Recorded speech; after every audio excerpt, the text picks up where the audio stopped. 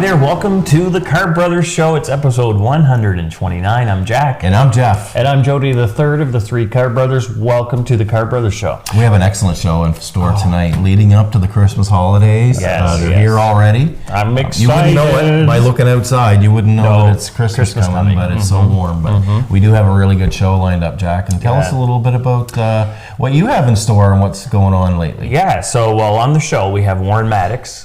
He'll be coming up after this segment, and he's the executive director, no stranger to the Carr Brothers Show, no strangers to Fredericton and New Brunswick for that matter. He's with the Fredericton shelters, helping those that are homeless to be able to give them the support and care that they need. So he's telling us about some new things coming up there. So we'll have that later on in the show. So, and then it being Christmas here momentarily, I've been working on a video.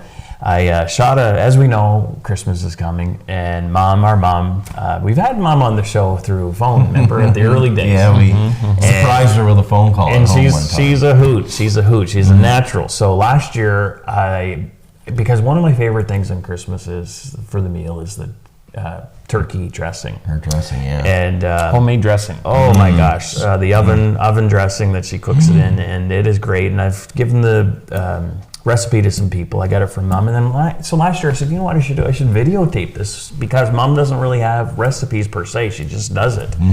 And so last year I said, I'm going to videotape this and put a video together. So now I've put the video together, and it's her putting together the dressing. Making the dressing. The homemade dressing. On location. And she hosts Christmas dinner every year, Christmas Eve day, for all of us and our families, and that's we all go to our little mini home, all of us, and you guys bring anybody that has pets brings them along too. They're all welcome. That's right. But now it's a big group, because it's not just us boys and our wives, it's our kids and their step-children, step-grandchildren sometimes, and their significant others. And now, I had a question posed to me one time here. When we start our segments, we talk about the Carr Brothers, and I'm this Carr brother and that Carr brother, and I say I'm Jody, the third of the three Carr Brothers. Right. People want to know, why am I the third of the three Carr Brothers? That's a great question. I'd like to know too. Yeah, well, very good. I think I came third.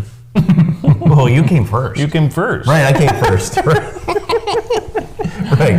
But I'm not sure why we go the first, second, and third. I think it's I guess we always had Jeff in the middle as the referee, because Jody and I are the twins, as we know, and Jeff came first, and then oldest. 4 years later. But you always start the show out. You start the segment. You're the broadcaster. You're kind of in charge that way, and then Jeff, and then I'm the third. I always say I'm the third because I'm the youngest. Yes. Yeah. And they say, well, you are the youngest. And I say, yes. I say, Jack and I are twins. Oh, you are twins. I wondered if you were twins. Yes, you are twins. 7 minutes. And Jeff's the oldest. And I get questions if I'm older or younger now, too. So I don't know what that says about you guys. I think it says more about you, Jeff. But when people ask me, are you Jody's brother or Jack's brother? I say, yes, I'm their older brother. And then they don't have to ask or wonder. So yeah. But I do get that a lot. Wasn't that long ago I ran into somebody. I was doing some business with somebody or talking to somebody about something, and they said, "Now, would you be Jody and Jack's brother?" So there's still a lot of people that are just learning that, right? Oh, just all the time. Yeah. So I'm 7 minutes younger than Jack. And for people that we put it in the description on our Facebook page and on our YouTube channel and on the podcaster of some of our About Us.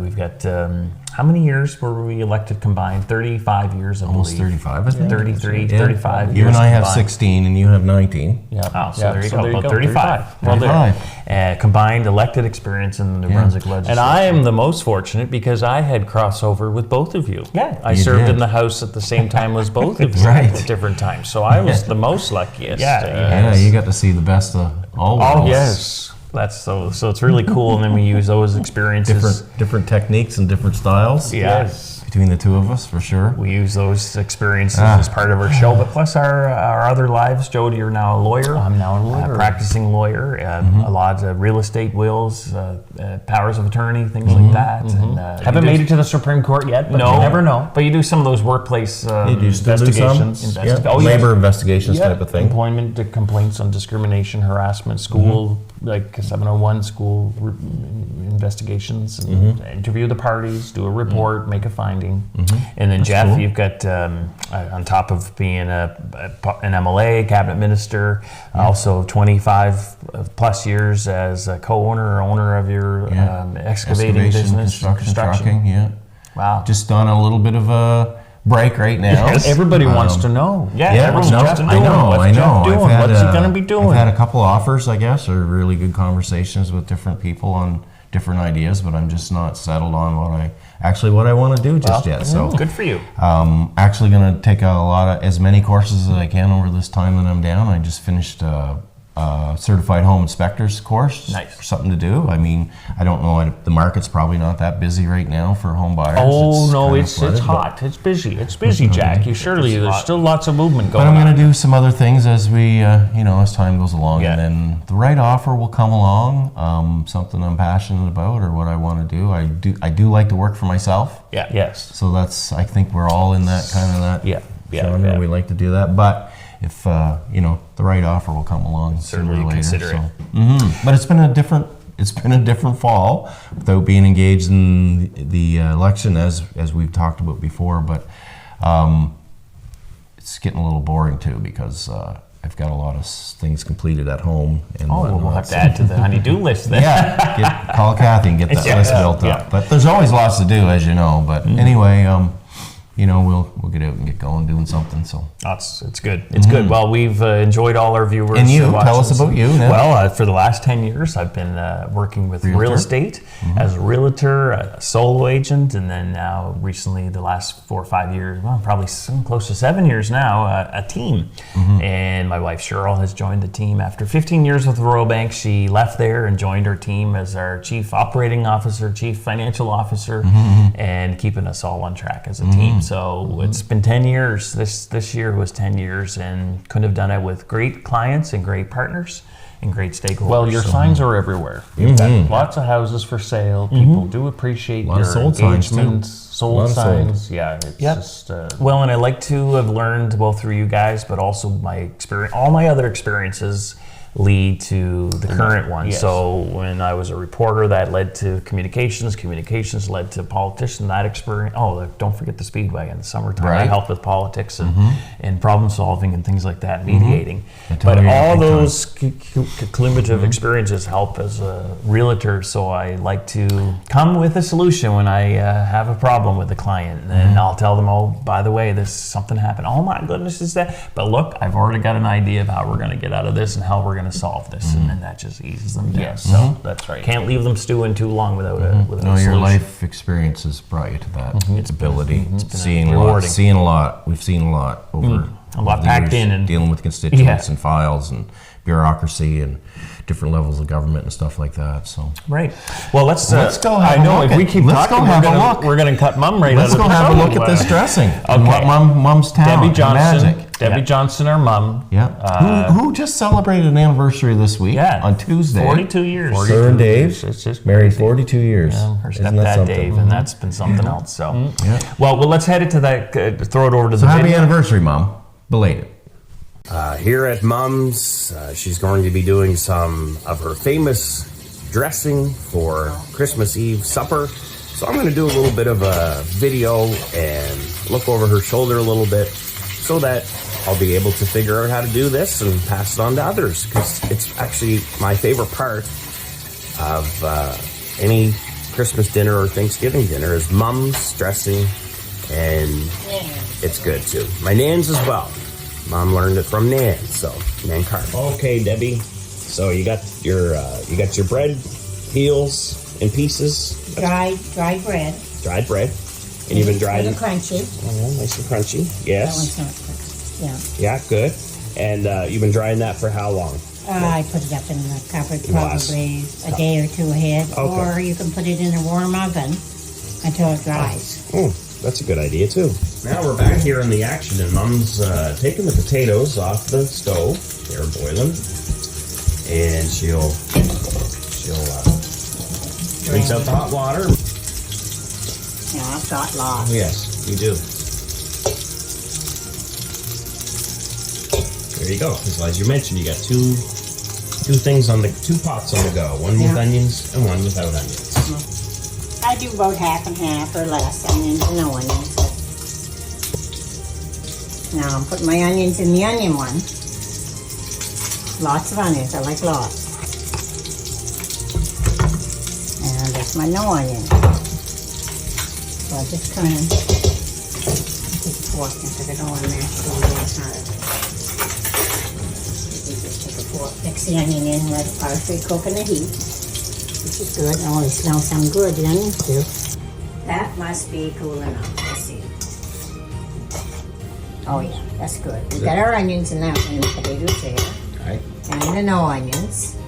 And now what I do now, I take bread. I'll take probably, start out with three crusts of bread, and I break it all up, but not too fine, but break it up good, you know. It doesn't matter if it is fine, but you like to have a little bit of, and it's not easy to do. Sometimes you can put it in a plastic bag and use your rolling pin. Oh yeah, that's a good idea too. Yeah. That'd be lost. Pretty sure. Yeah.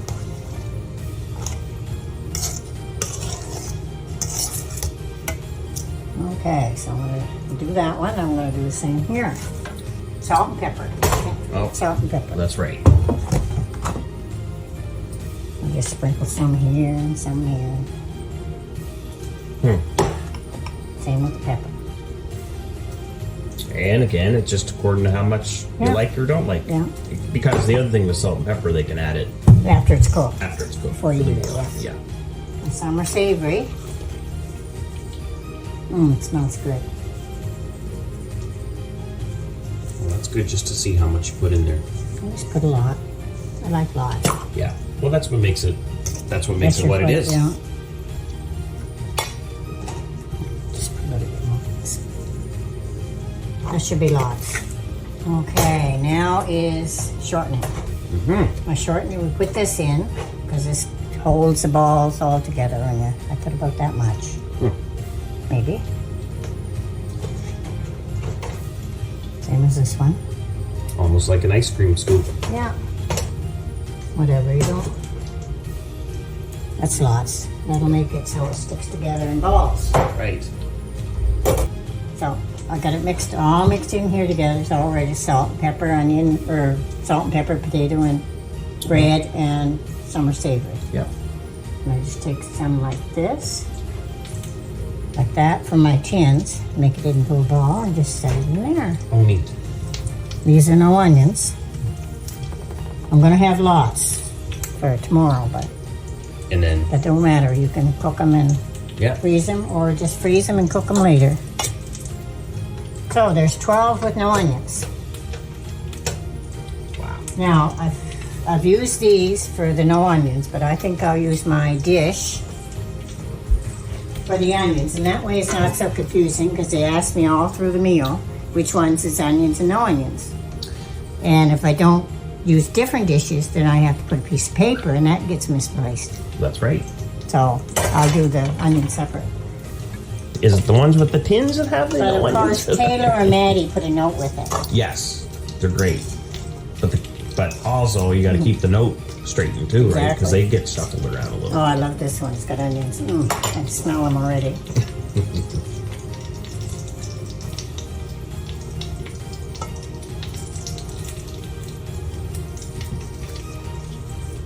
Mix the shortening in good. Oh yeah. I like it all. A little more. Yeah. Like you said, you can just tell by looking Yeah. after all this time if you should have. If you Well, I should just have guess it. Yeah. That's how Nan did it. Nan always did her bacon guessing anyway. She very seldom used it, especially her homemade bread. Yeah. And that was great. Yeah. See, I'm going to have lots of onion ones here. Oh, good. You're going to be happy about that, aren't you? Yeah. Okay, now, Mom. So you got it all in the trays. Now you're going to. This is the day before Exactly. supper. So. I do this the day before. And then actually it's good to do it because on your winter celery and your Yeah. whatever. Onions, everything. And your soaks in onions all together. kind of blend in there. And I put the that and I put this over because I don't know why. Don't tell me why. You just do it. Yeah, but sometimes I have to put one container on top of the other one in the fridge because of room. Yeah. Just something you do. Yeah. This is just to keep it soft and moist before you cook it tomorrow. Of course, you take the saran wrap off tomorrow. Yeah. And the tin foil. Okay. And put it in the oven and around 450 or something until it gets golden brown or whatever you want. If you want light brown and no brown, whatever time you want to put it in. Okay, we're back here now on the day of. Look at this. Looking great. Hey, Mom. So Yeah, now it's the good. day of. You got it in the oven, and you've had it cook in there this morning. So Yep. let's take a little look-see. So it Yeah. still has to stay in for a little bit. Yes, for a little bit. Not too long, just a little bit. We'll be eating soon. All right, let's take a look in the oven real quick. Oh. Just a little update. Ooh, there we go. Look at that. Great job.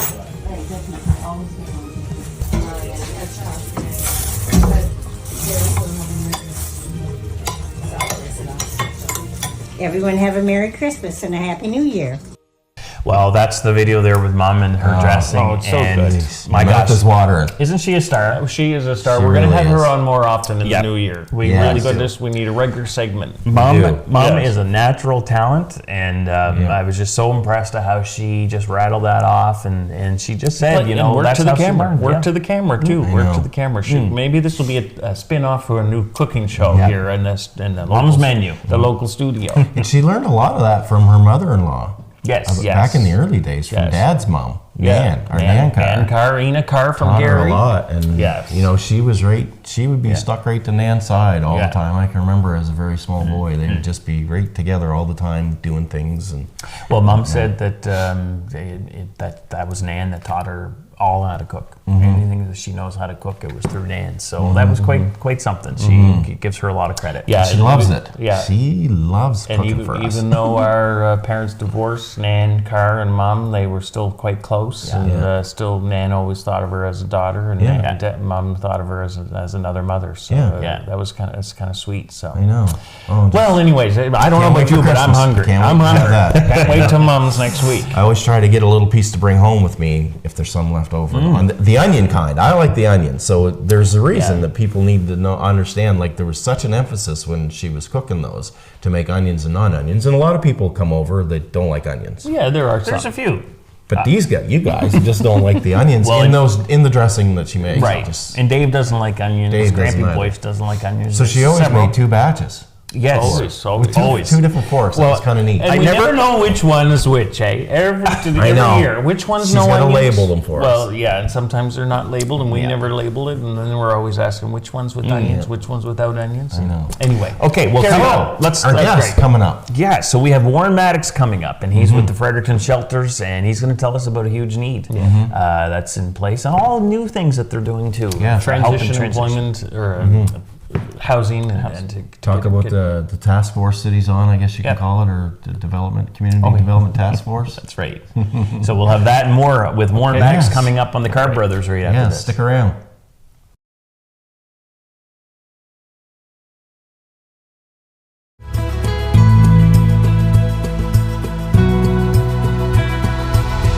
Well, hello there. Welcome back to the Carr Brothers Show. It's episode 129, just before Christmas, of course. I'm Jack. And I'm Jeff. And I'm Jody, the third of the 3 Carr brothers. Go ahead, Joe. As we Well, we're promised. just happy to be back here. Thanks everyone for rejoining us. We have Warren Maddox, who's joined us on the show. Yeah, from the Fredericton shelters, Warren. You've been on before, so we're very happy to have you. It's great to be back. It's great to be back. And tell us about your role and what's new with the Fredericton shelters. Quite a bit. So I'm the executive director of the shelters, and we've had a really good year. It's been an unimaginably busy year. Our numbers aren't really going down, so we're now probably providing services and programming and shelter to somewhere close to the area of around 700 people a year, which is up quite a bit from our normal run, which would be around 325. Some more than So the numbers keep growing, but so does our programming. We're doing some amazing stuff on the prevention and diversion front. which really means that we look at individuals coming into the shelters as to, do you really need to be here? Like, is this the best place for you to be? So we've created a whole system around that. And so when you come into the shelters, you get to meet our prevention and diversion specialist, and you do 15 minutes with them, just having a chat about where'd you come from, what's your situation, is there other supports out there for you? And in some cases, it's, people get trapped in New Brunswick and they don't have the money to get back to where they want to be. And that's a dead easy fix, right? That's like, a plane ticket or a bus ticket or something along those lines. So we've had some really great luck at that. And we're running pretty consistently at about 28% of the people that come to our door don't need to be in the shelter. So we're able to prevent and divert them off. So you do an intake. You do kind of like an intake and an evaluation. Yeah. Quick assessment at that point. Right. Now there's a couple of caveats to that. So if you're an abused woman or man escaping a situation, no preliminary intake, just straight in you go, and we'll sort out the mess later as we go along. And if you're a veteran, straight in you go, and then we'll start working with that. We have a huge commitment to VAC, to veterans, to Infrastructure Canada's veteran funding. So those two sort of bypass it. The other really exciting stuff that we're doing is we're getting into more and more transitional housing. So in our way, and what we like to do is we like to spread the population out around. So we'll go and look for 2 and 4 unit apartment buildings and buy them. Oh, cool. And then they become really high supportive. So we're taking somebody that's on their journey from homelessness to permanently housed. Well, that intermediary phase is really important. So they're pretty much living independently, but our housing specialists come in and visit 2-3 times a week just to make sure everything is going where they want it to go. So we're setting objectives with them. What do you want? What do you want in life? And what would you benefit from having this place? And then, they'll give us the story, and we're like, okay, great. Do you have addictions? Do you have other issues that we're looking at? Is there child custody? Is there legal issues? Is there veteran issues, which is mental health issues? All those sorts of things. So our ability to take someone from the doorbell, through our continuum model in the shelters to stabilize and clean stuff up on into our transitional housing for 12 to 18 months. And then, like the mama bird, you're on your way. That's and you amazing. go and go from there. I think most people do not understand or know how in depth you go with that. I think most people on the street or just normal homeowners or people in our communities would just think that the shelters is just a place for somebody that's homeless to sleep, and that's it. That's the end of it. But the amount of wraparound services that you provide there are amazing. Well, it's a necessity, right? Like we're taking individuals and what we're trying to do is slowly solve the problem that's facing us. Just we're sort of going at it, bailing the Bay of Fundy with a teaspoon when we really need a couple of good buckets. And you hit the nail on the head. It's not a quick fix. No. You've got someone with a lifestyle or a mental illness, a situation. They didn't just get to that point overnight. No. And so it's not going to be an overnight in a lot of cases. No, and I mean, that sums up a lot of the issues we're dealing with, whether it's, the mental health, the overall mental health ecosystem that we're in, where people aren't able to access it quick enough to be able to go from a low acuity or a mid acuity to a low acuity. They tend to have to wait, and it just makes things worse. To our housing situation, where affordable housing and housing options are hard to come by, and that's part of the strategy behind us and our transitional units is that we're able to provide housing that's appropriate for individuals. So it's great. We've got vets in our housing. We've got a fair number of Indigenous people that are in our housing. We've got single moms with kids that are in our housing. So it feels really good and it looks great. So that's been exciting, and we're really happy about that. And then, of course, we're dealing with sort of the immediate here and now. It's New Brunswick, it's December, and we know winter is going to make it. So we've got one small out of the cold space up and running downtown, and we're up to just about here in planning of the bigger one, which will be about 30 beds. But it's a process, and it's an interesting process that I've never really done before. I've developed a plan and developed a model or developed a project, but it's always been relatively quiet, between us and the contractors and a funder or two. Man, this one is like being under a microscope. So like everything is totally transparent. And social media is an interesting place to be, I can tell you. Sure is. It's different. There's a lot of not in my backyard Stuff that goes along with that too, right? Yeah, Well, that and some opinions. nastiness You get too. a lot of opinions. Yeah. And it's very polarized on social media, can be, Yeah. right? So it's good on one hand because it's good to have accountability and increased count. On the other hand, it can be very draining, and It can, and I there's no think quick the public, 30-second soundbite that can solve I think these problems. you guys know this as well. Is that when you're developing things, sometimes there's false starts, and you got to kind of Readjust. pivot in the middle of things. So doing that under the public spotlight is interesting. So still look competent. And you're talking more about the newer. That's the bigger one. What'd you say, Chuck? Still look competent Oh, doing it. I mean, Yeah. you look like an idiot. You look like you don't know what you're doing know. because this comes up, that comes up, and people can be very quick on their judgments, on their suggestions, what you're doing wrong. But to be able to pivot Anyway. is a natural thing in projects now. Yeah. If you can do it, then you have that extra talent Yeah. that I think most people don't recognize. Yeah. Because not everybody is in a situation like that or other projects that they're managing and have to change course. Like probably the percentage of population that do those projects are very small. So that's Jack, when- you had a question. So that was your what you're talking about with the more in the public eyes and social media is the new out of the cold. Yeah, space. the other one's been quiet. We've been Yeah. running it for 3 years. This is our 4th year at it. So I mean, we slide in and out of there really quietly. And that's right. Is that right next to the it's homeless shelter? Yeah, right down Right, the the old old small Yeah. aquatic center, which is the sort of hidden gem in the city, right? Yeah. Like for the size of it, and we're limited by 10 beds with the fire marshal, but it's got showers, washroom, really good location. Accessibility is not great, but there's a big steep step, so that's like the greatest indicator of how sober you are. If you can make her to the top of the steps, you're good for the You're doing night. good. right. Yeah. So, And then the newer one is just about complete and ready, and that's at the exhibition grounds. Is that the Winners, or is that at somewhere else on the exhibition? no, it's where the old Legion was. Oh, the when old Legion, When the okay. Legion got displaced All right. by Tony, Yes. Okay. I He, get that. Tony promised them a new space, and it was open. So that one isn't like we're hoping that sometime in January we'll have it up. But we've gotten through all those hurdles that we need to: city, the lease, and the fire marshal, and now we just need to get the contractors in to do their thing. It shouldn't be that much because, like I said, we were chatting as we were getting ready earlier. For us, what we need is a building with 4 walls, a roof, a heating system, plumbing. That's Something it. you can use year round. Yeah, so that's sort of where we're looking down the line. Is that instead of going through this every year, where we started this process in June, right, trying to find a building. So everybody Every thinks year. it's all of a sudden that you're just doing this last minute. It's like, well, no, actually, we've been at this for like Yeah. 5.5 months, just trying to Yeah. find a space. Just the So we'd like to have, I think our next step is to buy a space that we can use. multi-purpose. Multi-purpose. So in the summertime, it could be a cooling space, or we may do a low barrier shelter at some point. In the wintertime, it becomes another cold space.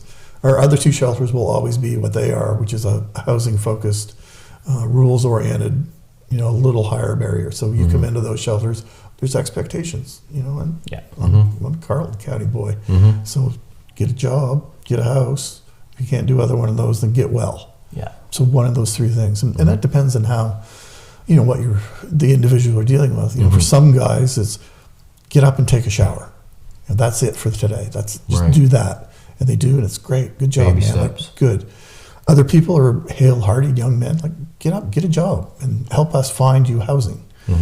So yeah, I mean that's my dad. Well, That's my dad's voice coming through right there. But there's such a value of having a job. It's not just income. It's a sense of purpose. It's a sense of goals. It's a sense of accomplishments. Having that job, it's not just, get out and work and get out of bed. But it's all those reasons, right? Yeah, meaningfulness, right? Yeah. You got to have something in your life that means something, and we're all. But it's Plus. you'd say too, it's complicated. It's not just one. It's individualized and not just one thing. Oh God knows. Every time for the same for people. It's Individually. Some no, might get we've- a job and that's great, and other people have a few more steps to do some other things. Yeah, and they may never be employable, but that doesn't mean they can't be engaged. Yeah. I can't have a job. Okay, but you can volunteer down at Wilmot or St. Be active, Dunstan's, yeah. or you can spend an hour at the library doing something. You can be engaged as opposed to, having a big reefer at 9 a.m. and spending the rest of the day napping. That's great, but good vacation plan, not a great life plan. Yeah. So Warren, I just want to go back to your transition housing, or just for a minute. So when you have people that go into those transition housing, I'm thinking obviously you have somebody attached to them, almost like a caseworker or somebody like a team lead that follows up with them regularly. There's a team that we have. We call them housing specialists because we wanted to differentiate. A backstory on this is at one time we did outreach, and then all of a sudden everybody was doing outreach, and we're going, well, no, not everybody is, but they're calling themselves that. So we got out of that game, and then we started doing housing support, and then suddenly there was a bunch of other people doing housing support, but they really weren't. So we again sort of distinguished ourselves. So these guys are housing specialists. Their scope is bigger, and they will initially, when someone moves in, we do interviews with individuals to find out if it's the right fit, if the need is there, and if they will benefit from having that space. And then they know and agree that the team, they never travel alone, it's always two of them. So Darren and Jess will show up, and initially when you first move in, they're going to be on your front doorstep probably 2 or 3 times a week just to make sure you're settling in, that things are going okay, that you're not isolating. Give them support. Yep. And then that'll wheedle down to once a week, and then once every 2 weeks, and then once a month. And then by the time sort of 12 to 18 months comes around, it's like, okay, you got it. Yeah. Now it's time. And the last 3 or 4 months that we're with them, we'll start working on, okay, where are you going? Where do you want to be? Once we find them that apartment, then we'll take that extra step and say, okay, here's your apartment. You like it. Everything is good. Do you have the money to be able to secure that apartment? And if they don't have first month's rent or damage deposit, we'll step in and provide that, just to give them that extra bit of space to go. And the nice part is that by that point, they're pretty much independent. And we've seen it time and time again. And the last thing we say to them is like, don't get in trouble. Call us first. Yeah. And we've seen some that didn't follow that advice, but we've seen a lot that have. Nice. And they call back and they're like, I think I'm in trouble. And it's like, great, you're not in trouble. So we get it ironed out. And it's usually a matter of like a few $100 and they're back on their feet again. Oh, that's so encouraging. It is. That's so encouraging, Warren. And how many of these of this transition would you do in a year? I know you have to be in there 12 to 18 months. Our success rate on the transitional housing is about 60%. So excellent. There's some that will crash out. Yeah. We know they will. The advantage is if they crash out with us, it doesn't leave a black mark on their record for other landlords, and we don't crash them into homelessness. So they'll come right back to the shelters and we'll start again. Yeah. I mean, that's just so encouraging. It's so how many units, or if you want to call them that, places that you have owned? We have 2 on Aberdeen and 2 on York. Oh. So the 2 on Aberdeen, one is a 2 one-bedroom apartments, great spot. That was our first buy. And the second one is 2 2-bedrooms, and that one's exclusively reserved for Indigenous populations. So single moms that are trying to get the kids better. This one guy who's downstairs who sort of broke the mold a bit, but God love him, he's trying to take care of 4 kids. Wow. And you're like, dude, come on in. So we got that, and then we bought a property in March on York Street, which is a 1-bedroom downstairs, which will be exclusively for vets. And then upstairs is something that was basically unheard of, which was a 3-bedroom downtown. Yeah. So we have a young mom that's is working on a reunification plan with her kids. Everything's going there. And then we rent an apartment across the street on York that we keep for people. So our next one, we'll be planning on buying another smaller apartment building. We like the 2, 3, 4 unit apartment buildings. Yes. I'm not a big fan of congestion or congregating. Right. With this particular population, it tends to spiral in the wrong direction. Yeah. So interdispersed, mixed kind of housing around. Mixed and spread out through all the neighborhoods. And we think that it tends to lift up. Yep. No, that's great. That is excellent. Really, I'm really very, very encouraged. I think you guys are too. And I think it's important too, because we hear so much grim stuff coming out of it, right? Like the addictions that are getting out of control and the poison that people are calling drugs now. That's there, but there is good news stuff that's happening as well. Like, there's progress being made, and between us and John Howard, John Barrow is doing some amazing stuff. So the 2 agencies work really well together. Nice. And we are slowly carving little pieces out of that massive glacier, but it takes a while. Just keep chipping at the And stuff. you mentioned John Howard. You must partner with about like different organizations. Yeah, we do. John Howard and us are the closest because we're the most similar in terms of what we do. And John Barrow and I talk at least 3 times a week. And it's also a good pressure valve when you need to rant somebody. Yeah, and John's always there like-mindedness, in the same way. So it's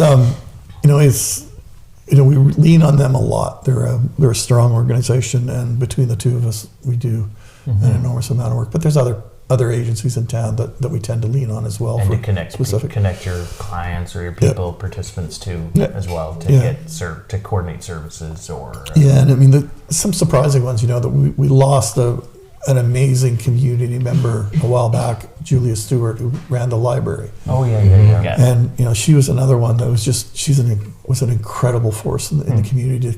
For the guys that were homeless that were trying to do something to stay connected. But I can click off 3 guys that are alive because of what Julia did at the library. So you never know. It comes in strange places sometimes, and that's one of them. That is interesting. That's great. Well, we're going to take a quick little break. Okay. We've had an excellent discussion with Warren Maddox of the Fredericton Shelters, and it's been really, really good. And when we come back, I think what we'll talk about is the need, especially here at Christmas time, that you have, how the Canada Post strike has affected you, and also this new City of Fredericton Action Committee. So we'll talk about that and much more right back here on the Carr Brothers.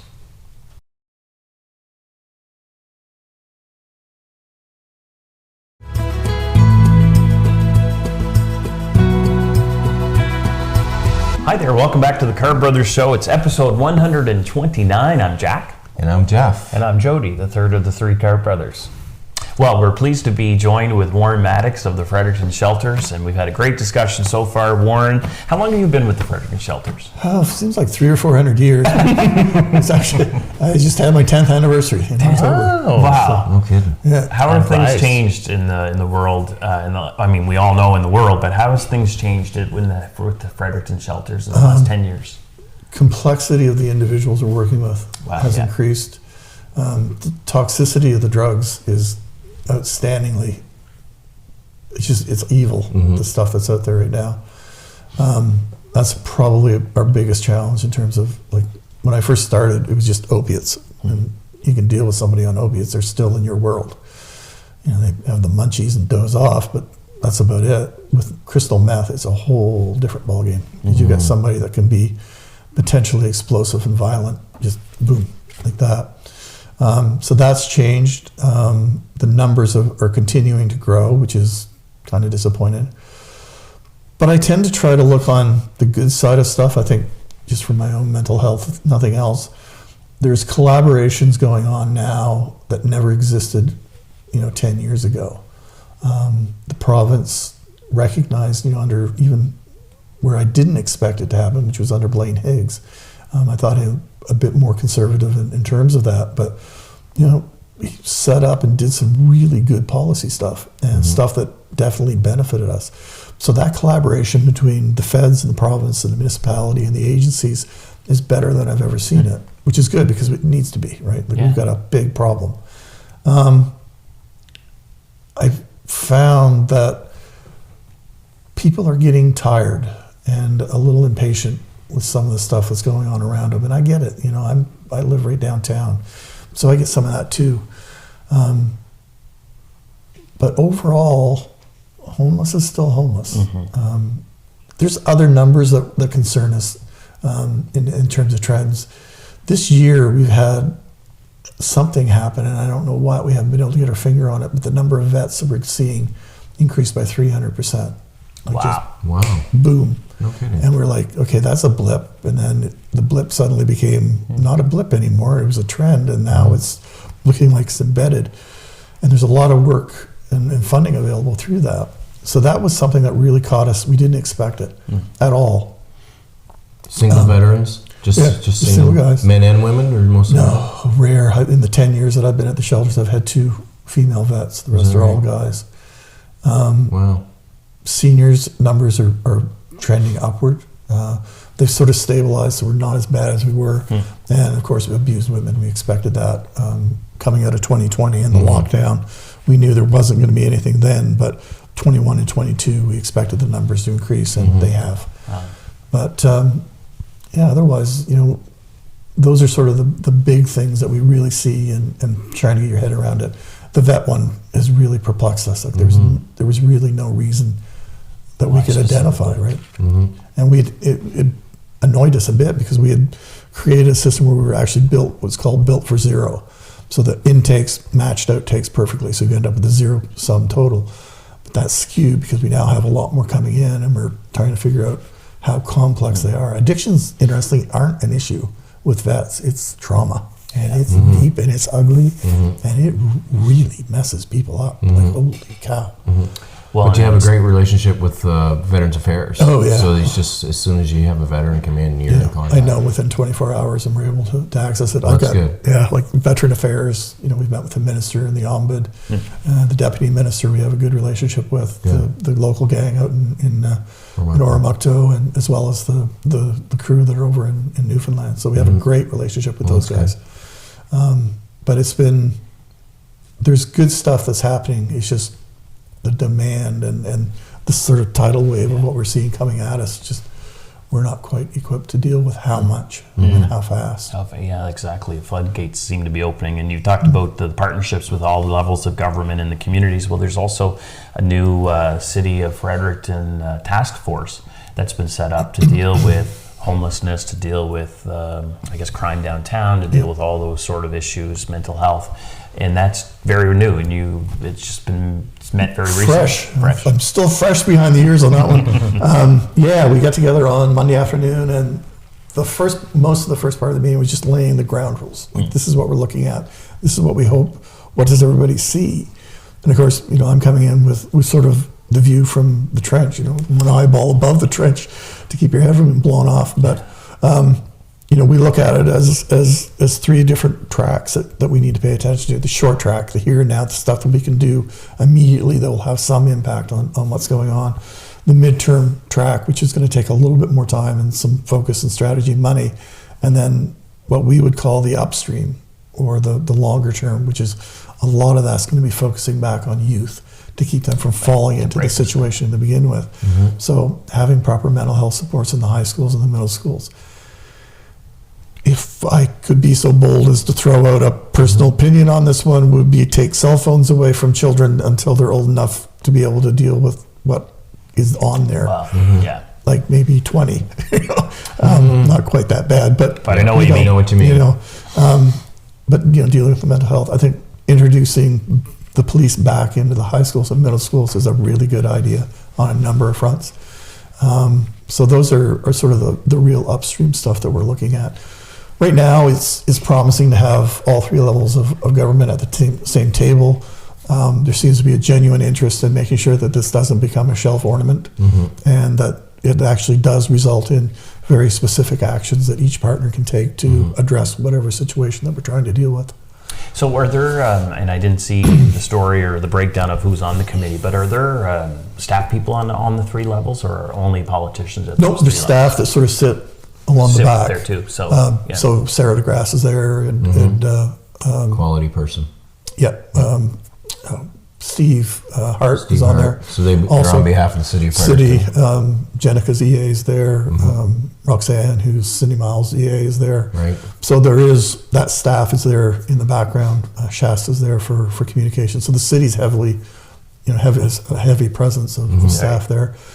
So I think from all general appearances, they are taking this seriously, and I think that really, that as we were chatting earlier, that November 5th meeting was a pretty sharp slap to saying that people are getting fed up. I am. And I look at my population that some of them are getting blamed for this, and justifiably, because some of them are. But the vast majority of my population are more of a victim than people on Waterloo Row or on University Avenue. Like, these guys are vulnerable, and they're getting their butts kicked on a daily basis by all these predators that exist within that. So my view of this is that I'm all about safety for everyone, including the guys and gals that I'm dealing with. How does the Canada Post strike? How have you been dealing with that? How's that affected the Fredericton shelters? Well, if you took me out in the parking lot and beat on me with a 2x4 for half an hour, it'd be just about as probably less painful than what CP has done. So why? What would be the reason? We every Christmas we do 2 mailings a year. A summertime one, which is a decent fundraiser, but not a massive one. But at Christmas time, it is massive. So us, Meals on Wheels, the community kitchen, you can tell everybody shoots at the same time. We know exactly when their stuff is going out. Ours will fall a week political earlier. organizations, everybody does. End of year. So we had 57,000 letters sitting in the Canada Post warehouse that we were built for, but they weren't going anywhere. So what does that mean? That means over the course from probably a week after Remembrance Day until Christmas, I do about 35, 40,000 a week in donations back from this thing. Wow. And I haven't had it. So I've had to pivot pretty hard in terms of, okay, how I can't really sort of just book a $130,000 loss. So I've had to adapt, pivot, and we tried a whole bunch of other things, ads in the Gleaner, falling back, leaning back heavily on our major donors, and just getting the word out that way. We'll come out of the season, we're big enough that we can absorb some shock, but we're going to take a $75,000 hit, would be my prediction right now. And lost donations. Wow, from the Canada Post strike. So how can people, if they're watching here on the Carr Brothers Show, we're broadcast on CHCO TV, which is on in every household that has cable, so Rogers, Shaw, Bell, and of course on our Facebook page and YouTube. So when people are watching, how can they donate? The easiest and quickest and most secure way to donate is to go to our webpage and go through our Canada Helps platform. It is an amazing platform, really secure. We've never had an issue with them in the 10 years we've been dealing with it.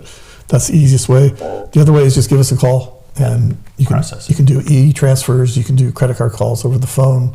And we still take checks. If you want to drop off a check at any of the shelters or the admin building, we'll do that. So we're pretty easy. We do stock transfers as well. As we've often said, if it sparkles and it's a bush, we're diving, and we'll worry about what it is after. So we're really easy to get money out to. But we know that we're missing a segment of sort of the older segment that don't do online, Right. that do their check. Yep. So we'll take a loss on that, but that's the way it is. Like I said, we're big enough that we can absorb it, and it's not going to kill us or anything. The one that really bothers me and is relevant is how many little businesses, like 1 and 2 employees, that leaned on Canada Post extensively for their business. Those guys I feel sorry for, because they can't make that up. No, they're gonna make that up. And it's got the potential to actually bankrupt them, and that bothers me. A healthy, vibrant economy is good for me. An economy that's struggling and people going bankrupt is not good for me. That's a very good point. And all nonprofits. Exactly. Whether you're University of Toronto or whether you're, Jane and Bill's Animal Rescue in Outer Nasonworth, something like that. It affects us all. So a good, healthy, vibrant economy is good for the charities. So what's your website address? The shelters, www.theshelters.ca. There you go. Shelters.ca, very easy. Good place. Shelters. Yeah, there you go. Log on and donate 10, 20, 5, whatever you can do. Because as we've heard, 500. Fredericton shelters, 1,000. because of the Canada Post strike, be short by $75,000 this year, especially at this time of year. So if you can give to the Fredericton shelters, then please do look them up and make a donation. Such great work. Amazing. Amazing. The transitional piece is just... It's so cool. That's the one that feels so good. Yeah. That's the reward, I guess. With those spaces, all you need is the clothes on your back. You come in, it's furnished, food, cable television. We don't do landlines because you have a cell phone. So everything is done, heat, lights, water, everything nicely furnished, like beautiful apartments. And you pay a service fee every month of $250. That's it. And you don't have to be you're not connected to social development on rent supplement or anything like that. Of the apartments we have, there's only 2 that have a rent sub through social development. The other ones we foot all the bill. Yeah, we didn't like the deal that was being offered, so we got up and walked away. Another Carleton County thing from my dad. Don't sit down and negotiate and table unless you're willing to walk away. And we just didn't like the deal. So It's still going back and forth on our York Street apartment as to what we want to do there, but there's a fundamental flaw in terms of what we're doing, which is we're offering transitional to people that may or may not make it. And the rough way to look at it is 50-50. Let's get real. So if we have to live under the Landlord-Tenants Act, it's really challenging. What it means is that we won't take somebody that's 50-50. We will take someone that's 80-20. And what we do need, and what the world needs, and what our community needs, is somebody like us that's willing to take the 50-50. Yeah. So we bring them in under what we call a service agreement. So what that means is if things start going south, and they tend to do that, and they tend to do it really quickly, you don't have 30 days. We're going to pull you out of there in a day. So that's why you don't qualify in that case for the rent supplement from the government. That's the challenge that we're having right now, which is a discussion that's going on. We hope to have that remedied next year with a proper definition of what does transitional housing mean. Or get them to agree to the portable rent sup that attaches to the person. Yeah, we've looked at that. We still fall under the Landlord-Tenants Act. So that, I don't have a problem with that act if you're a permanent landlord, if you're a landlord and that thing. But if we're in this transitional space, and like we can go that route, but again, the impact is going to be, if you're a mid-acuity, if you're a 50-50, you're going to make it. We're not going to touch you. Yeah, that's. I hope that can get worked out. Hopefully they sharpen their pencil, and there's ways to. You have a minister there now that she's on your comes committee from with you, nonprofits, so she understands that quite well. Yeah, I think so. Yeah, I think so. Just don't. Jill, Roxanne as well. Yeah. Roxanne's right in the trenches on that. Don't make the landlord be the landlord just for those four walls. You're the landlord for, like, their apartment can be larger than just those four walls, let's say. And whether they're actually there or over here or over there in your services. You're the Jill was good too. Jill was starting to figure it out. It took her a little while to get ramped up, but she took hold. It was good. Well, I had a very well known in the community, been passed away now for over 10 years, but Monty Lewis with Bridges of Canada, and a trailblazer and a pioneer helping people and helping the community of homelessness and facing addiction and crime. But he would say, I've spent 30 years terrorizing people, the first 30 years, and he said the last 30 years trying to forget it. And then he said, and then he would say, you know what, if I had 50-50 odds, he said, I'd take that any day.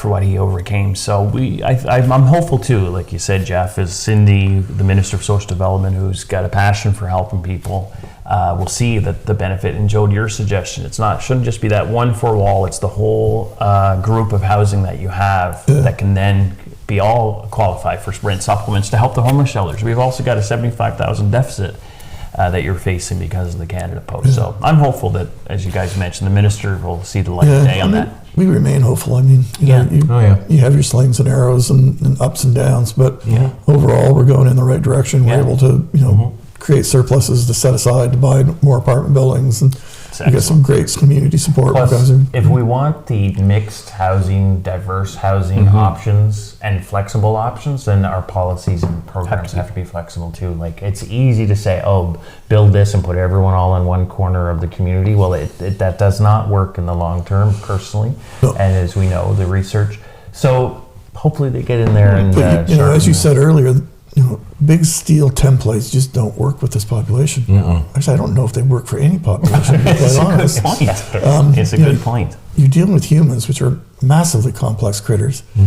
So having some ability to keep your eye on what the objective is, how to get there. I'm going through a Wallace McCain Institute session right now for strategic executives. And our last one was about delegation and that sort of stuff. It's like, I really don't have any problem with delegation, guys, but I'm in there with you.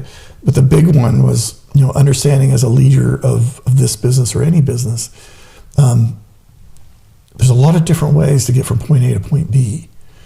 And most of the time, it really doesn't matter as long as you get to be in the time and on budget. That's the critical part. So with a lot of the stuff in terms of being accountable, being responsive to the community, maintaining your budgets, maintaining, what your organization's strategic path is, as long as you're getting there, all the little wiggly parts, that doesn't matter. It just makes life interesting. That's true. Well, we've only got a couple minutes left. What else would you like to say? Warren, anything that we haven't touched on or something you'd like to emphasize? Geez, we've thrashed this topic pretty good. It's neat to, I was on a call this morning. I sit on a regional advisory board for federal money for rural areas. So we're sitting on there, and it's neat to see what other areas are doing which benefits us. So if they're able to do something in St. Stephen or Miramichi and keep people from coming to us in Fredericton, we're like, great, do that. But there's some really innovative stuff. Like Miramichi is doing some great stuff. Miramichi Housing Solutions. St. Stephen are trying to sort of work their way toward it. Woodstock are still in the research stage where we're trying to figure out, do we have a problem? Do we not have a problem? You know, and that's the area I come from. So, you know, we never really experienced homelessness in that area. There were some wicked poor people up there, but they always had a house over their head. So it's neat to see the different ideas develop around the province, and the province actually stepping up to trying to coordinate a little bit, but it's a big task, and we need everybody's help, and especially everybody be patient, be kind, and have a great Christmas. Well, That's just been a great session, and we're so thankful to have you. You're, I guess, a pioneer. 10 years in now with the Fredericton Shelter, so we can call you a pioneer, a trailblazer, and a real champion to help people, vulnerable people that need it the most, and partnering with the community, and that's the key. So, and you're a good friend with the Carr Brothers. Yes. We appreciate that. When we have you on the show any day, and I hope to have you back again. I hope to be back again. Good. That's great. Excellent. Okay, well, great guys. Then, Well, we've been pleased to have Warren Maddox with the Fredericton Shelters. Look them up, FrederictonShelters.ca on the website, so you can donate. And until our next show, I guess that's just it. By this time Santa will be here and gone. Will be here and gone, won't he? Yes. We'll be having lots of turkey, and that's right. So I thinking guess of those less fortunate than us. Warren said it well with be kind. Be kind. Yeah. Help each other. Do the best you can, and let's start 2025 on a new foot. Yeah. A new path. Good. Built path. Progress. Yeah, that's great. Good. Well, let's say goodnight to our viewers from the Carr Brothers, and have a Merry Christmas and a Happy New Year. Night. Good night.